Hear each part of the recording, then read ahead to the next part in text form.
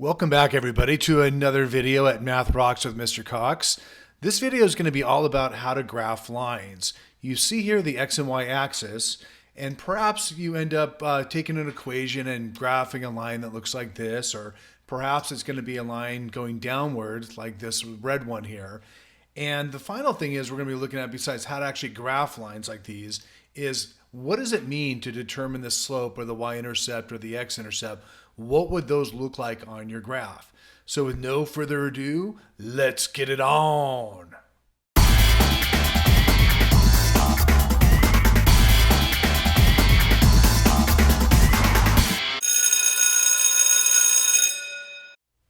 Let's take a look now at how you actually graph lines. This is a typical equation that you're going to see, y equals 2x minus 6. And I've gone ahead and already graphed it on the Desmos graphing calculator you can find free online. So I went ahead and entered in the equation y equals 2x minus 6. And I chose some points for x. So I chose 0, 1, 2, 3, 4, 5, as you can see here, and basically plugged those values into the equation. So if I take the 0, 2 times 0 is 0, minus 6 is negative 6. If I take the 1, 2 times 1 is 2, 2 minus 6 is negative 4. So it's just a matter of taking the values that you happen to choose for x, and it's kind of arbitrary. It's kind of whatever you want to do, and I just happen to choose 1 through 5 or 0 through 5 here. And then you come out with the corresponding y values, and then I plot those points. So 0, negative 6 is down here, 1, negative 4 is over here, etc., etc. 5, comma 4 would be right up over here. And you'll notice that these points actually form a line. So if you were doing this on graph paper, you'd want to go ahead and grab a ruler and then throw arrows on the end here, and that would be your line. So once you have that, there's some information that's going to be really important to do. Number one is to calculate the slope. Now, there's a couple ways to look at it. One is, once you have your graph, if you look at any point to a next point, you'll notice here we're going up 2 and we're going to the right 1. So that means our slope is going to be a rise of 2 and we're going right 1, and 2 over 1, if you do that math, would be 2. So that would be our slope here. You'll notice it doesn't matter which points you pick. Here you're going up another 2 over 1, etc., etc. So our slope is 2. Our y-intercept would be, where does it cross the y-axis? So you can see from the graph here, it crosses down here, and the coordinates for that would be 0, comma, negative 6. So that would be our y-intercept. And then finally, using the graph, we can find our x-intercept. So where does it cross the x-axis would be right here. And the coordinates of that point would be 1, 2, 3. So that would be actually 3, comma, 0. So that would be our x-intercept. Another way you can look at it is if you actually have this solved for y like we do over here, is the number out in front of x, the multiplier of x, we also call it the coefficient, is 2.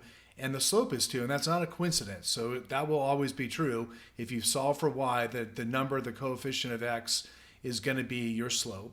You'll also notice that it's a negative 6 afterwards, and the y-intercept is 0, negative 6. And that's not a coincidence either. So once again, this multiplier out in front is your slope, and the number afterwards is going to be your y-intercept. All you have to do is put a 0 out in front of it. The x-intercept you can get a couple ways. One is you can just look at your graph. So looking at the graph, we got 3, comma, 0. The other way to do it is, no matter what, when you have an x-intercept, the y value is always 0. So if I went ahead right now and I actually took this equation and I plugged in a 0 for y, and I took it and I said 0 equals 2x minus 6. To solve this, I would add 6 to both sides. So I'm going to go ahead and add 6. So now I get 6 equals 2x. And then if we divide both sides by 2, 2 divided by 2 is just 1, so it's 1x. And if we divide this by 2, we're going to get 3. So x equals 3. And you will notice over here that that is what the x coordinate is of the x-intercept. So that's the basics of how graphing lines work. And in a moment, we're going to go ahead and take a look at starting from scratch and actually graphing this and finding the 3 important things about graphs: your slope, your y-intercept, and x-intercept. If you like what you've seen and heard so far, please like, comment, or subscribe. Thank you, and back to the show.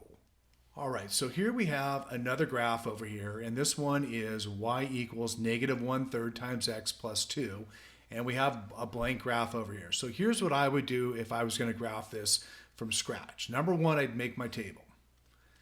And I always like to use the value of 0 for x because it's really easy to calculate. So literally, if I were to take negative 1/3 and multiply it by 0, I'm going to get 0, and then I'm going to add 2. So that's going to be one of my points, 0, comma 2. So I can go ahead now and I can plot that point. So 0, comma 2 would be right here. So already I've got 1 point. Now I can pick any other numbers that I really want, and I'm going to recommend that you pick a multiple of 3. And the reason why is we're multiplying by negative 1/3. So I'm going to go ahead and plug in a 3. So what we do then is instead of using a 0 in here, we're going to use a 3. So 3 times negative 1/3 would be negative 1, and negative 1 plus 2 is 1. So that's going to be another point. Here's 3, comma 1 is going to be right over here. And then I'm going to plug another one in. I'm going to use 6 this time. So once again, I'm trying to use multiples of 3 because I have a fraction over here. And now if I instead make that a 6, negative 1/3 times 6 would be negative 2, plus 2 is 0. So here we go. I'm going to go all the way out to, that's 4, 5, 6, and here's my 0. So I've got my 3 points here. Then what I'm going to do is I'm going to grab a ruler. I don't happen to have one here, but what I can do is I can go backwards. I'm detecting my slope here. If you notice, from every point I'm going down 1, right 3. I can also go backwards by going left 3, up 1, left 3, up 1, so I can get some more points on there. So I would grab my ruler and I'm doing this the best I can here. I would go ahead and draw in my line and put arrows on the end. So that would be my basic graph of y equals negative 1/3 x plus 2. All right, so let's figure out the slope. Well, the slope is the multiplier of x once we've solved for y, and we have it solved for y. So the slope is negative 1/3, which shouldn't be a surprise because you will notice here every single time we grab a point, what are we doing? We're going down 1 and we're going right 3. So that's our down 1 and that's our right 3. So we're rising negative 1 and we're going right 3, and that's where this slope comes from. The y-intercept is right here. Where does it cross the y-axis? That would be at 0, comma 2. And that was the first point we calculated. And then finally, the x-intercept, well, we've already figured it out here, so that would be 6, comma 0. That's where it crosses down over here. So that's it. That's how you graph lines and find the slope, the y-intercept, and the x-intercept. Hope you enjoyed the video and hope to see you again soon. Thanks.